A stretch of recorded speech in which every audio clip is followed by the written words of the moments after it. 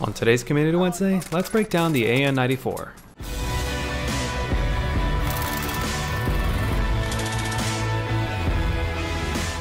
It's been quite a while since the AN-94 got introduced, and ever since then, it just really hasn't been meta. However, as we've been seeing, a lot of modern warfare weapons are becoming more useful as many of the weapons are getting nerfed. It's still hard to compete against some Vanguard and Cold War weapons, but after all the nerfs, let's see how it competes. In this build, we'll be using the monolithic suppressor, the AN-94 factory X438mm barrel, the TAC laser, VLK 3.0 optic if you're on PC, and any of the holographic sights if you're on console, and the 60 round mags. So let's take a look at the stats, starting with mobility. It has an ADS time of 280 milliseconds, which is absolutely respectable, and where it should be. Its reload and reload add times are pretty good at 2.57 seconds from empty and 2.35 if you leave one bullet in the mag. And it's got a mag cap of 60, so this is all pretty good. Its movement and sprint speeds are pretty good for a long-range modern warfare weapon, but still not as good as a Cold War long-range weapon. But its ADS straight speed at 2.1 meters per second is pretty good for any long-range assault rifle. Its burnout and tac burnout times are pretty average at 270 and 390 milliseconds. Its aiming stability is pretty good at 1.5 T, and its bullet velocity is also really great at 1142.5 meters per second.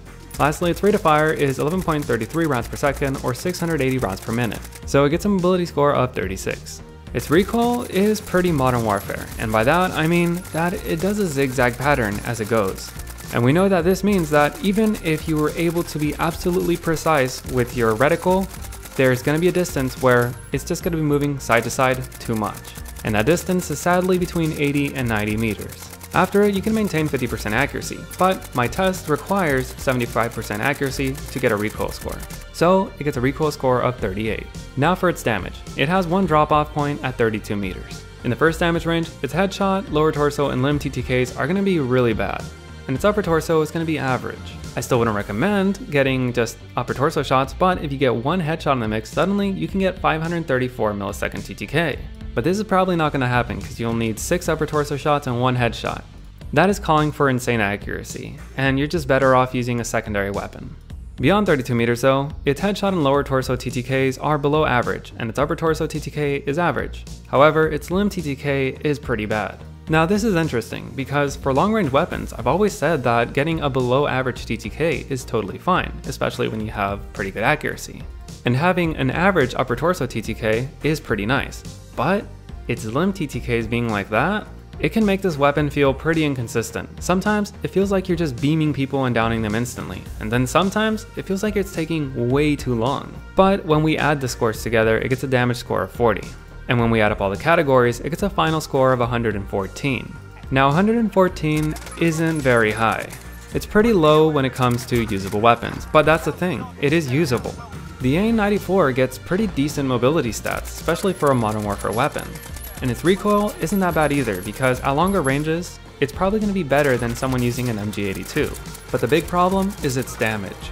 In the first damage range, a long-range weapon should probably be below average, not below average. And in the second damage range, there should definitely not be any below average scores. The problem is just that you require way too much thinking about knowing if you need to hit a headshot or upper torso shot to make up for your limb shots and lower torso shots. This weapon would be a lot better if they just removed its limb damage modifier in the second damage range, or just removed it altogether, especially since it wouldn't really change anything in the first. Would this make it meta? Of course not. Its recoil isn't good enough.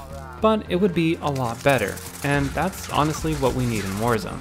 So if you catch someone like Surprise, it can feel like a meta Vanguard weapon, but it ends up feeling like a much slower weapon as time goes on and the more limb shots you hit. But if the enemy panics and doesn't really do anything to get out of the way, you're easily gonna down them. But if they start running and trying to take cover, it's gonna be a challenge. But if they can remove that limb damage multiplier, it suddenly will make things a little bit more fair.